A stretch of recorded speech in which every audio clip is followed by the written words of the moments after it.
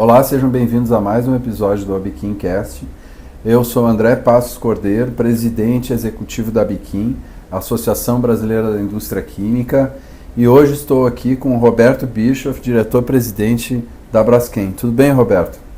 É um prazer ter você aqui para a gente conversar um pouquinho sobre a tua trajetória, sobre a Braskem, enfim, sobre os desafios aí do setor químico brasileiro, né?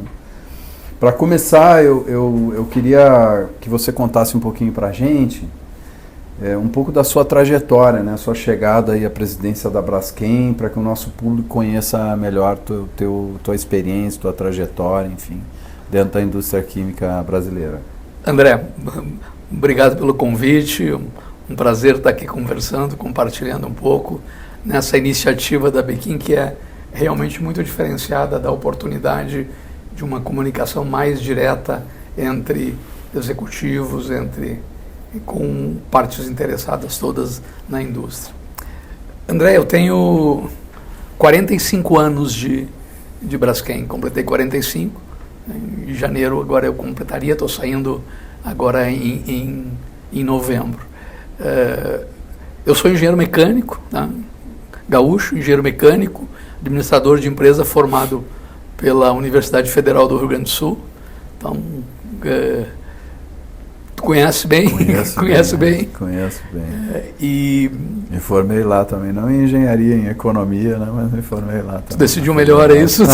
Tu escolheu melhor que eu. Eu sou um alien no meio de um monte de engenheiros na indústria química. Mas eu também, não sou engenheiro químico, sou engenheiro mecânico, né? Então, eu saí do Rio Grande do Sul depois que me formei e fiz minha carreira, construí a minha história de carreira basicamente no que hoje é Braskem. Empresas que hoje formaram e constituíram o Braskem ao longo desse tempo. Fiquei 3 anos e um pouquinho no setor de óleo e gás como presidente da Ocean, tá? Mas dentro da Braskem eu tive uma trajetória bem variada, tá? Bem variada. A partir da criação de Braskem eu tive a oportunidade de enfrentar uma série de desafios diferentes. Primeiro, na unidade de petroquímicos básicos, inicialmente criando um negócio de combustíveis que não existia, depois comprando matéria-prima, numa época difícil, de crise, em que, com a abertura do mercado, as petroquímicas começavam a importar matéria-prima, porque a oferta nacional começou a não atender mais a demanda, então começando a comprar matéria-prima, e depois como diretor comercial. A partir daí, eu fui para um desenvolvimento de negócios internacionais, basicamente focado em América Latina, ideia de grandes projetos que se tinha para construir e aproveitar disponibilidade de gás na América Latina, mas muito pouco tempo, porque em seguida surgiu o negócio da aquisição por conta de Grupo Ultra, Petrobras e Braskem, dos ativos do Grupo Ipiranga. E nesse momento eu fui convidado para ser presidente da Ipiranga Petroquímica e liderar o processo de integração de Ipiranga Petroquímica dentro dos ativos da Braskem. Tá, isso foi um processo de basicamente 2 anos. A partir daí eu liderei negócios na Braskem. Primeiro, durante um período curto, negócio de polietilenos, depois vinílico, e aí sim, talvez a minha grande experiência tenha sido ir para o México, implantar um projeto que era conhecido por Etileno 21, era um complexo petroquímico de 1 milhão de toneladas de eteno integrado com polietileno, 3 plantas de polietileno. E morei 7 anos no México, de 2010 a 2017. Participei desde a etapa de compra do terreno, seleção de tecnologia, financiamento, até partir a planta e colocar o primeiro ano de colocação da produção efetiva. Voltei numa posição corporativa de Braskem, fui convidado do grupo, como eu comentei, para liderar uma empresa de óleo e gás, de prestação de serviço, experiência super boa. Quando fui convidado para voltar no início de 2023 para liderar a Braskem. Então é uma trajetória bem variada, diversos lugares, mudei bastante. Uma vez na sacada, conversando com a minha esposa, nós fizemos uma conta, mudamos muitas vezes juntos, algumas vezes sozinho e eu em avião para lá e para cá.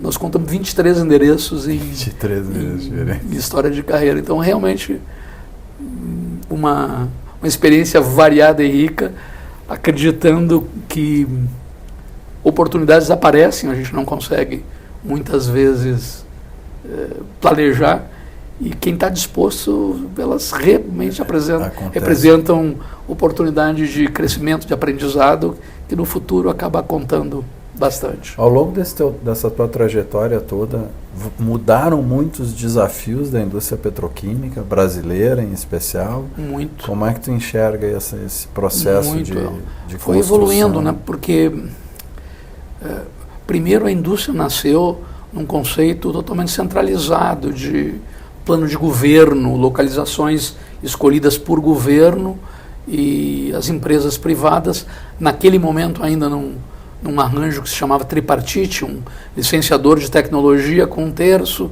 Petroquisa com 1/3 e um ator privado com outro 1/3.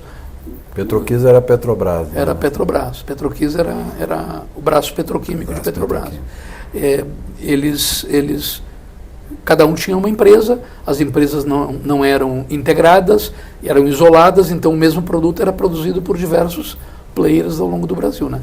Com aumento da competitividade no mundo, a evolução natural foi um início de consolidação, que o processo de privatização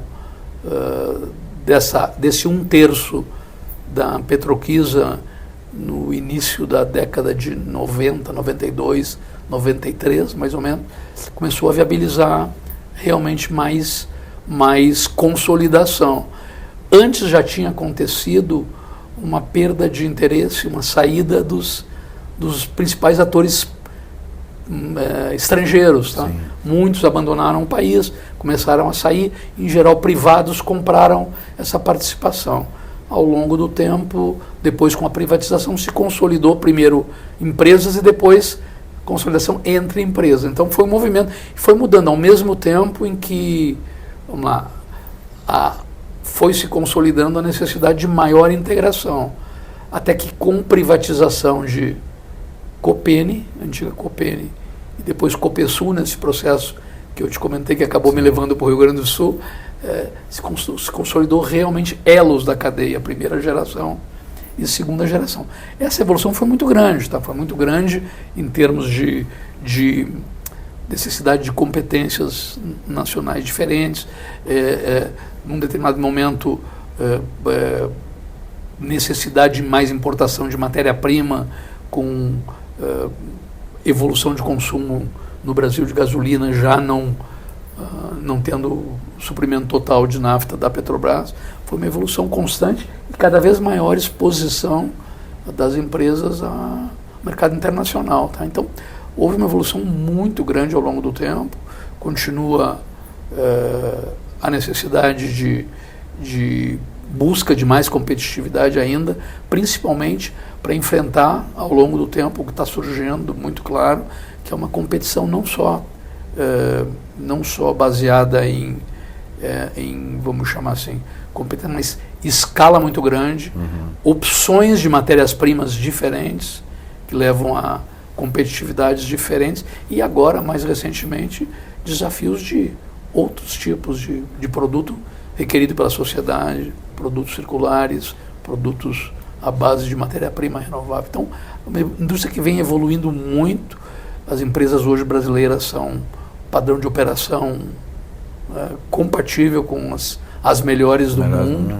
Realmente a gente tem que ter muito orgulho do padrão que se construiu de operação das nossas empresas, e a gente continua evoluindo e precisa evoluir ainda muito mais. Você acha que permanece ainda o desafio de integração dessa cadeia produtiva? Você contou a história que ao longo da sua história, da sua experiência profissional, passou também pelo setor de óleo e gás na Ocean, e esse é um setor do qual a petroquímica depende muito, né? Tem uma interação muito grande, porque ela consome a nafta petroquímica, consome o gás natural, então tem uma conexão muito grande. Também falou que a gente passou, o Brasil, a importar boa parte da matéria-prima hoje, né? Embora a gente tenha um parque de refino dentro do país que produz nafta petroquímica, mas como você também falou, joga na gasolina essa nafta principalmente, né?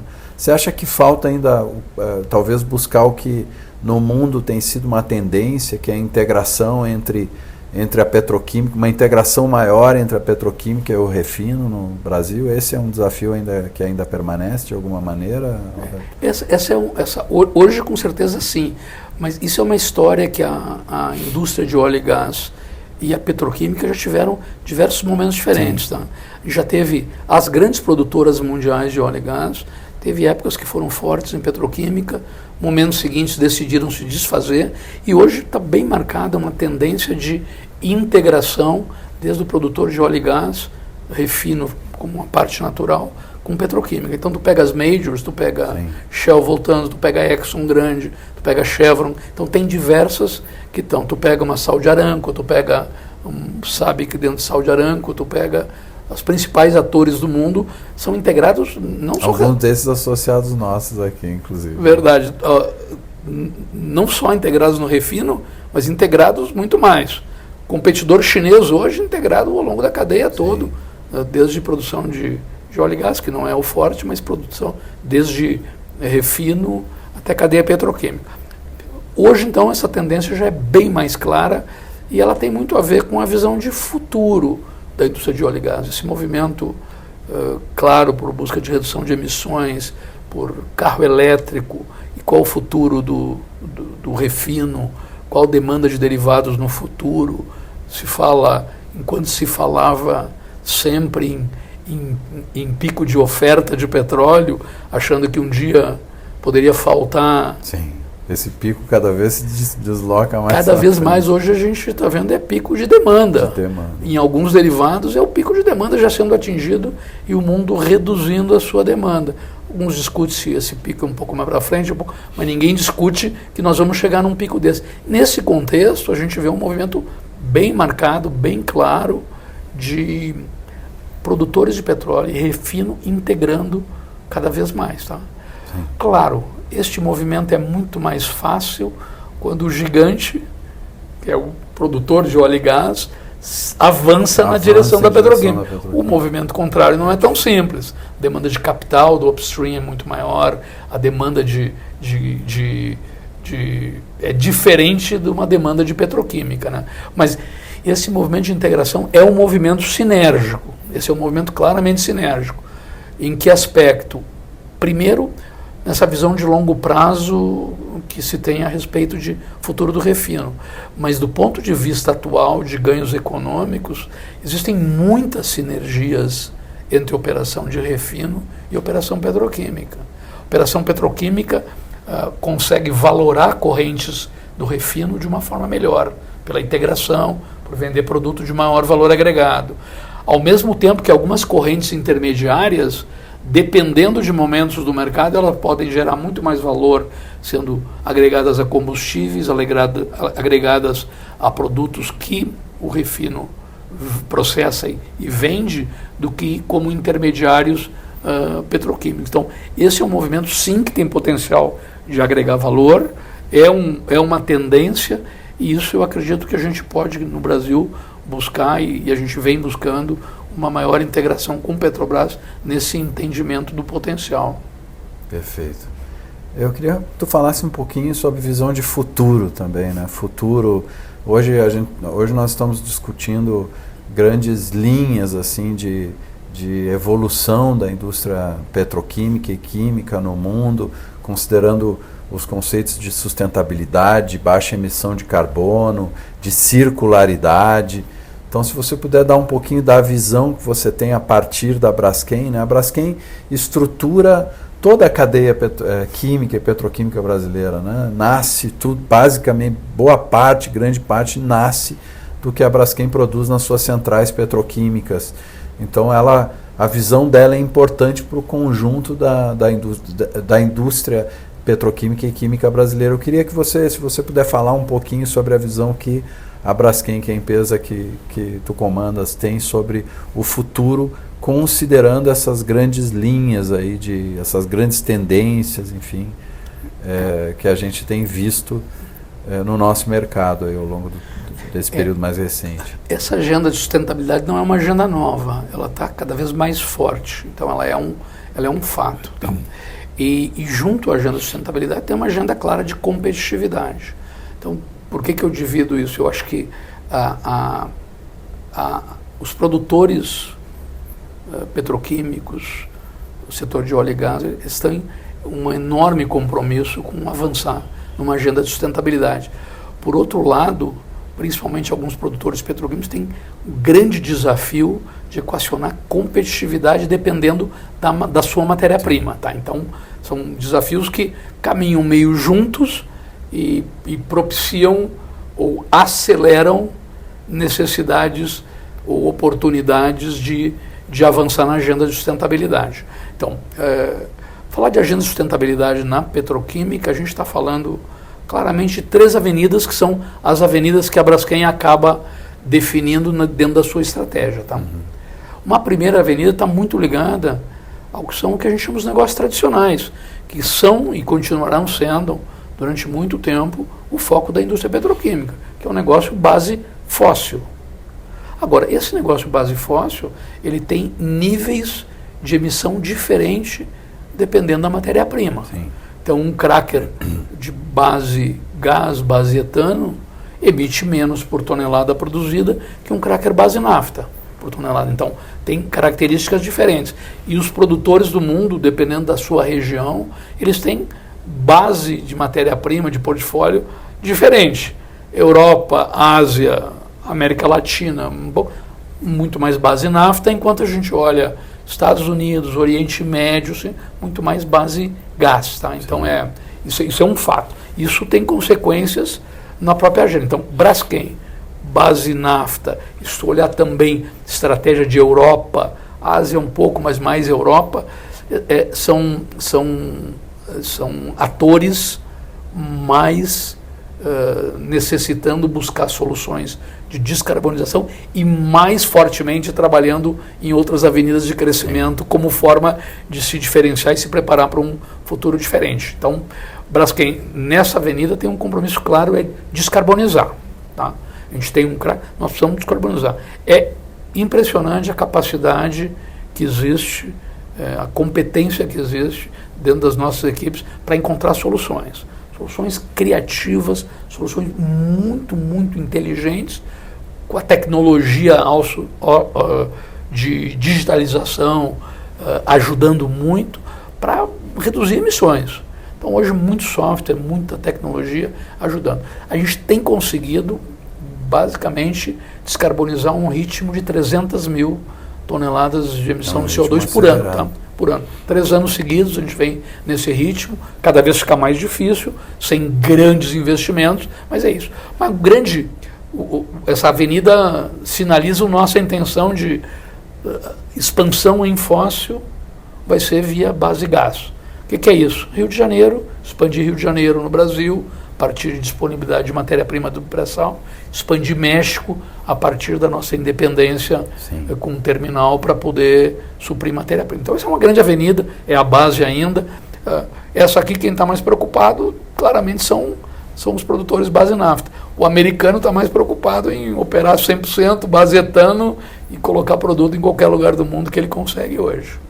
Agora, as outras 2 avenidas estão muito mais ligadas à sustentabilidade de fato, né? Enquanto essa significa porque vai reduzir emissões, as outras a gente está falando de soluções muito mais disruptivas para problemas que têm que ser enfrentados. Tá? Então, primeiro, claramente, é uma avenida de crescimento em produtos na visão de economia circular. Então, o plástico, principalmente, tem um problema hoje. O plástico é muito questionado pela sociedade. Ninguém deixa de reconhecer as qualidades que o plástico tem, mas do ponto de vista de gestão de resíduo plástico, a gente tem um desafio, como indústria, mas como sociedade. A sociedade precisa encontrar soluções, e os produtores têm um papel importante em ajudar a construção. Por quê? Porque a destinação do resíduo plástico inadequada está tornando o plástico muito visado pela própria sociedade, e a gente precisa encontrar uma solução. Esta lógica de aproveitamento de plástico reciclado, ou na forma de reciclagem mecânica, transformando este plástico de novo numa molécula plástica que vai ser usada e dessa forma emitindo muito menos CO2 e criando um novo produto, ao invés de que ele vá para um lixão, ou pior ainda, fique jogado no meio ambiente. No meio ambiente, vai acabar num rio que vai acabar levando para o que a gente vê no oceano, um plástico. Então, ou transformar este resíduo plástico novamente numa matéria-prima que possa ser processado. Você fala da reciclagem química. Que o pessoal chama de ou reciclagem química, ou reciclagem avançada, diversos nomes. Então, qual é o desafio ainda? O desafio ainda é tecnológico, tá? Ainda é tecnológico.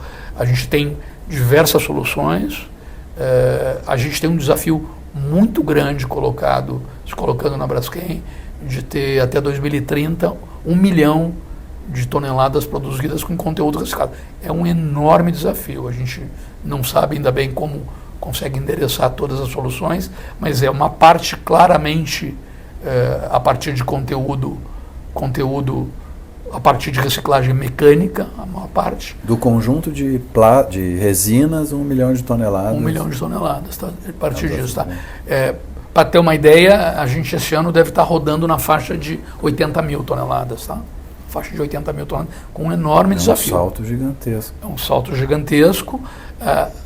A gente imagina que o crescimento, a partir de tecnologia, seja mais exponencial.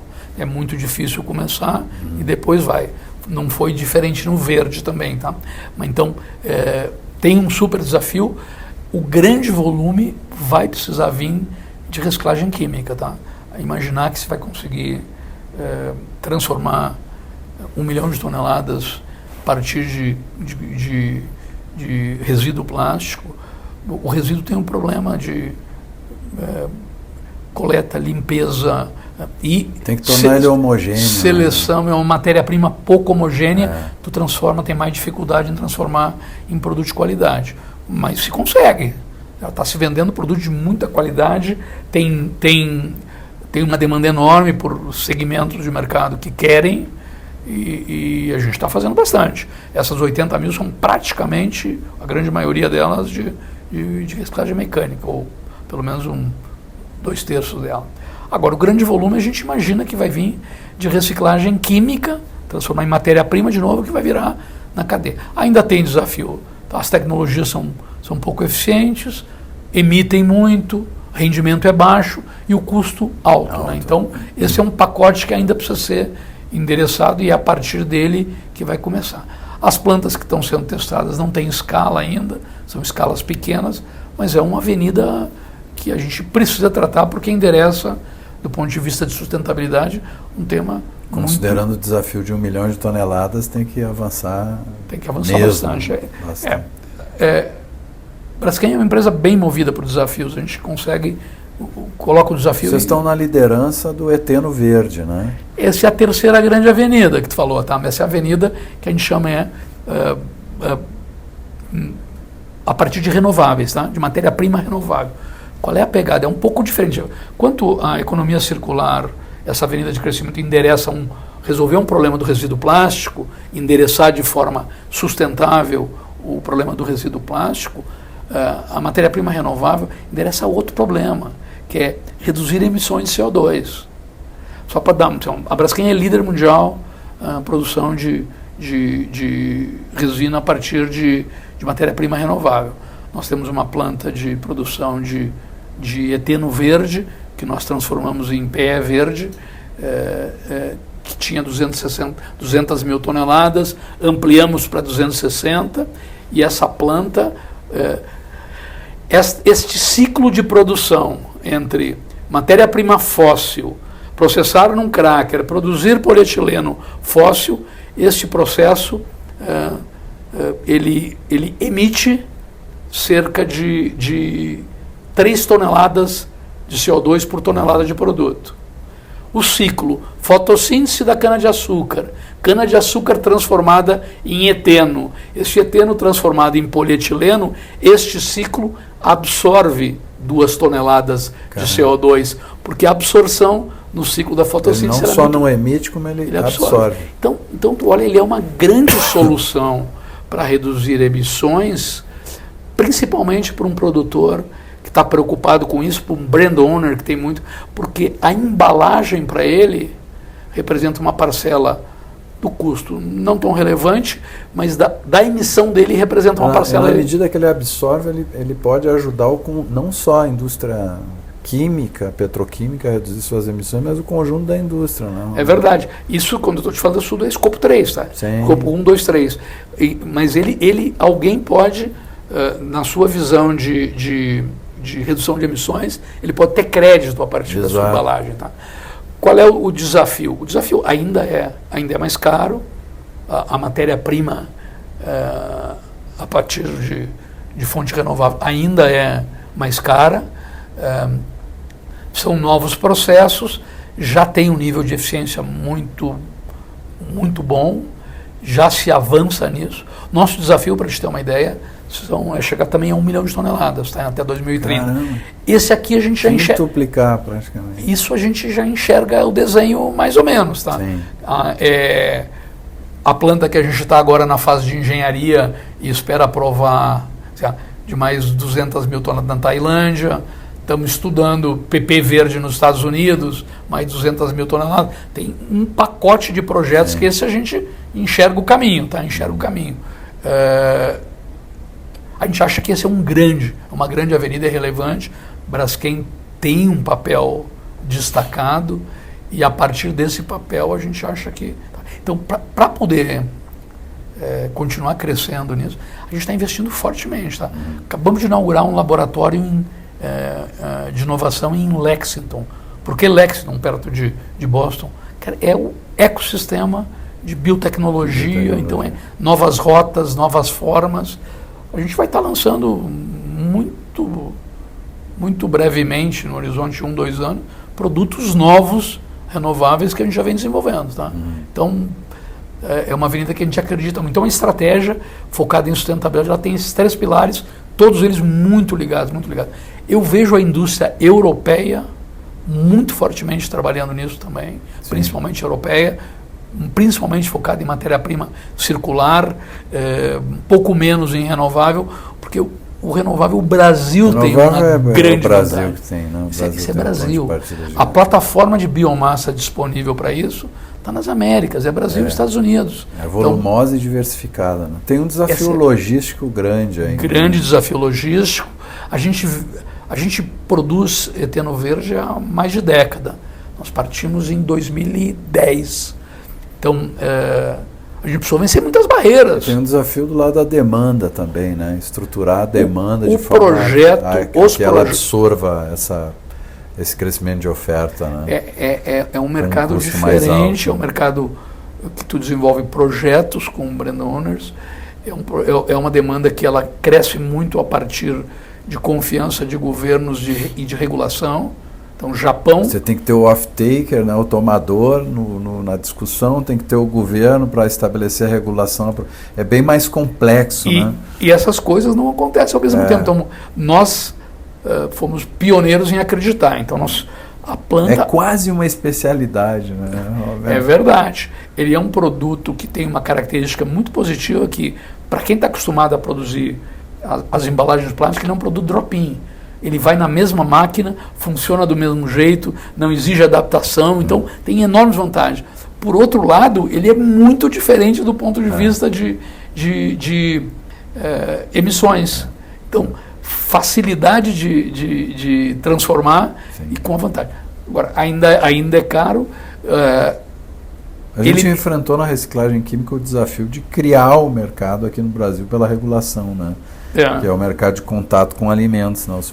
Os plásticos reciclados, PE, PP e não o PET, né, que já tinha uma regulação específica, mas PE e PP especialmente, eles não podiam entrar em contato com o alimento depois da reciclagem mecânica. Né? E aí a Biquim, junto com a Braskem, com outras associadas, fez a Anvisa entender que a reciclagem, no caso da reciclagem química, essa limitação não acontece, né? Então acho que é um exemplo de enfrentamento de desafio regulatório para a criação de mercado importante, né? A Nestlé já colocou um produto no mercado, aí depois disso a própria Braskem já fez um processo de parceria, né, com a Neste fora do Brasil para adquirir o óleo de pirólise, né, e, enfim, começar isso era uma trava muito importante, tá? Tava atrasando muito o processo. Foi uma grande conquista porque viabilizou realmente novas oportunidades com o mercado em contato com a alimentação, que grande parte ou boa parte dos brand owners que a gente está falando estão ali, né? Estão nesse segmento. Ali, né? Então, a Anvisa liberou, foi uma conquista realmente importante. Agora... tem outros desafios, evidentemente, muito desafio. Tem regulação do ponto de vista de obrigar algumas práticas. Vou dar um exemplo. O Japão regulamentou participação de matéria-prima renovável em sacolinha plástica. Sim. Qual é a lógica do Japão? O Japão não tem problema de resíduo sólido que a gente vê em países emergentes. O Japão não tem lixo que fica na rua. Tem um padrão cultural diferenciado, tem um sistema eficiente de coleta. Né? Eu fui ao Japão agora encontrar com o governo japonês, discutindo um pouco a regulação e futuro, visão de futuro. André, eu peguei comi alguma coisa, eu peguei a embalagem, eu não conseguia chamar nada de lixo para jogar, porque lixo todo mundo cuida. Sim. Eu levei para o hotel, eu só consegui botar dentro do hotel o meu lixo fora. Entrei em loja, não tem lixo, fica.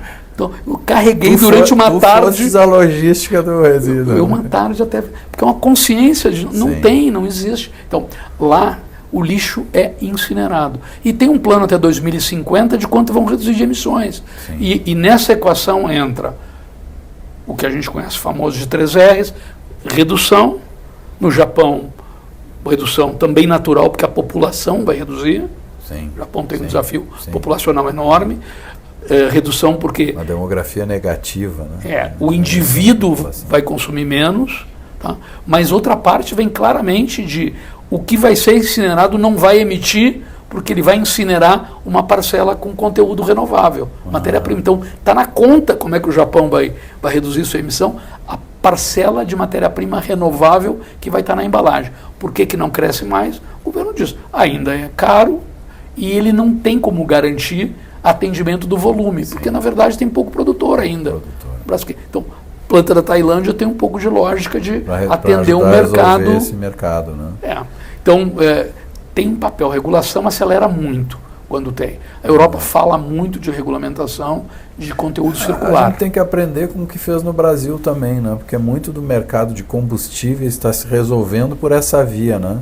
A obrigação de percentual de etanol, de biocombustível, de biometano, está avançando nessa direção. O mercado à frente, o que consome essas matérias-primas, também tem que avançar com esses instrumentos, né? O Brasil provou que deu certo para o biocombustível e etc., mas agora precisa provar que dá certo para a indústria também, que quer produzir conteúdo renovável, né? Claro. Ter algum tipo de obrigação de consumo de matéria-prima renovável, de produto com conteúdo renovável dentro dele. Eu acho que esse é um caminho que a gente vai ter que trilhar. É um caminho sem volta, vai ser no mundo. Eu acredito, quem vai puxar vão ser as economias mais desenvolvidas. O Brasil, pela plataforma que tem de biomassa, tem um papel relevante em combustível, muito relevante. Nosso conteúdo de matéria-prima renovável no combustível é muito diferenciado. A gente tem no biodiesel, a gente tem na gasolina. Tem que ter no produto industrial agora, né? O produto industrial, eu acho que vai ser meio natural a gente começar, tá? Vai ser meio natural. Mas eu acho que quem vai puxar ainda vai ser mais países desenvolvidos. Tá? O que a gente nota, Europa conectando as duas coisas, é uma indústria base nafta que está ameaçada, é uma economia desenvolvida que tem muita preocupação com sustentabilidade de negócios e tudo. Então, é naturalmente o lugar que a gente vê as discussões mais avançadas, mais maduras, junto com o Japão. O Japão também tem muita coisa muito avançada. Cada país com suas peculiaridades, mas... Assim, a gente vai ter que encontrar o nosso caminho aqui. O Brasil vai precisar encontrar seu caminho, vai precisar, a gente aprendendo lá fora, a gente tem operação na Europa, aprendendo lá fora a gente consegue trazer e se preparar.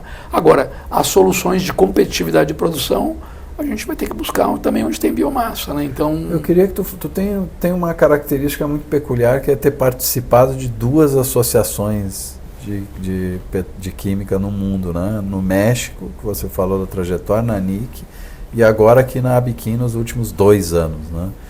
E sempre em posição de liderança dentro dessas associações, né? Participando do nosso comitê executivo aqui, que é a principal instância de conselho da entidade, e lá na NIC também numa posição de condução e liderança. Queria que tu falasse um pouquinho da importância das associações, e é claro, em especial, da Abiquim, né, que eu vou puxar a sardinha para o meu lado. Falar um pouquinho aí desses últimos 2 anos que você viveu aí dentro do comitê executivo, da importância da entidade, da importância de existirem associações na condução dos temas do setor. As associações são fundamentais, né? Não tem jeito. Não dá para cada empresa estar defendendo o seu interesse. A gente precisa um local, uma entidade capaz de aglomerar, organizar a discussão e levar os pleitos relevantes para o governo.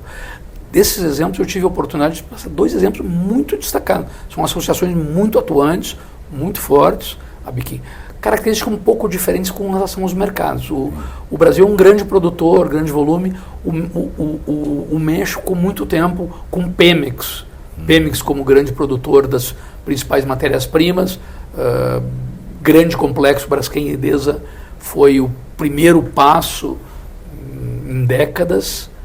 Está operando desde 2017, 2016. Ainda é recente, nem uma década ainda. Não, nenhuma década. Vai fazer, no ano que vem, vai fazer sua primeira parada geral depois de 9 anos. Um projeto super bacana. Então, são 2 associações muito fortes. O que eu noto? O mercado acaba conformando o perfil de associação. Então, a NIC, que é a Associação no México, é uma associação num país que tem tradição de grandes tratados. O México tem tratados de comércio com todos os países. Sim. Então, uma associação fortíssima em negociação de comércio exterior, fortíssima em negociação de acordos, em entendimento de comércio internacional, por necessidade total. Está sempre negociando 1, 2 acordos. Negociou inteiro, né, nesse período que lá muitos acordos. Então, forte. Outro ponto que tem é uma associação que desenvolveu ao longo do tempo, de forma muito competente, modelos de negócio de receita. Então, ela tem modelos de prestação de serviço para associado, que ela cobra, facilita a vida do associado. A gente está tentando criar essa cultura aqui no Brasil também. Eu acho que é bom. Tem riscos, tem desafios, mas lá é um modelo muito maduro, que acaba dando uma independência econômica para a associação e dando para ela perspectiva de fazer atuações mais relevantes em dados momentos. Tá? Agora, a Abiquim, nesses últimos anos, tem se consolidado muito forte como um grande interlocutor com o governo. A Abiquim está participando de discussões estratégicas de mudanças estruturais no país com muita relevância, né? Tem tido um papel super destacado em participar e influenciar de maneira marcante discussão de gás no Brasil, discussão de alternativas de matéria-prima, discussões estratégicas de política industrial para o setor. Então, aqui a nossa demanda hoje está muito focada nisso. Como é que a gente protege a indústria? A gente vive a última década sendo devagarzinho vendo sua participação reduzir no fornecimento nacional, vendo cada vez mais aumentar a participação de importado, sem uma solução de política industrial que possa ser estruturante para as empresas investirem e conseguirem se reposicionar em termos de Brasil. Então, aqui a demanda é outra, e a Abiquim está fazendo um trabalho muito bom em equacionar. Então, acaba cada associação se moldando a uma realidade de país para responder ao que é a demanda do seu associado, da indústria, e reagir da melhor forma para atender, né? Roberto, queria te agradecer por essa participação aqui, dizer que a gente registra com muita satisfação aí todo esse período que você está aqui com a gente, nos ajudando a entender as tendências, para onde vai o setor, contribuindo com a entidade em várias discussões estruturantes, né, no tema da competitividade, do gás natural, da diversificação de fontes de matéria-prima, da sustentabilidade. A Braskem tem investido com pessoas dentro da associação, nas diversas comissões que a gente participa e liderado muitas discussões, e a gente sabe que isso tem tudo a ver com a determinação do seu principal líder, que é o presidente, o diretor-presidente da Braskem, né? Então a gente queria registrar e deixar o agradecimento pelo forte empenho em acelerar aqui o papel da associação e pela decisão nesses 2 anos de ter investido e crescido o investimento, inclusive, da Braskem dentro da entidade, né? A gente ainda tem muitos desafios, né? A gente está vivendo também a discussão do Acordo Global de Plásticos hoje, que pode reconfigurar, né, o mercado de plásticos no mundo inteiro, não só no Brasil, e a gente tem percebido aí a atenção da companhia que tu lidera o tempo inteiro em torno dessas agendas e o suporte ao trabalho da entidade aqui. Então a Braskem continua sendo, e tenho certeza que continuará apoiando aqui a associação e nos ajudando a enfrentar esses grandes desafios aí, avançar aqui dentro. Então eu queria te agradecer muito. Obrigado, André. Com certeza a gente faz isso porque a gente reconhece na Biquim esse valor que eu já comentei, e a gente faz isso com muita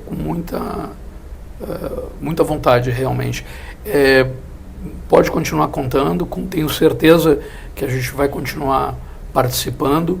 A Biquim tem um enorme caminho pela frente de sucesso, tenho certeza, e liderando esse processo no Brasil, que precisa dessa organização, precisa dessa estruturação que a Biquim tem condições de dar. Pode continuar contando com a gente, tenho certeza. Então. Obrigado, Roberto. A gente conversou aqui com Roberto Bischoff, diretor-presidente da Braskem.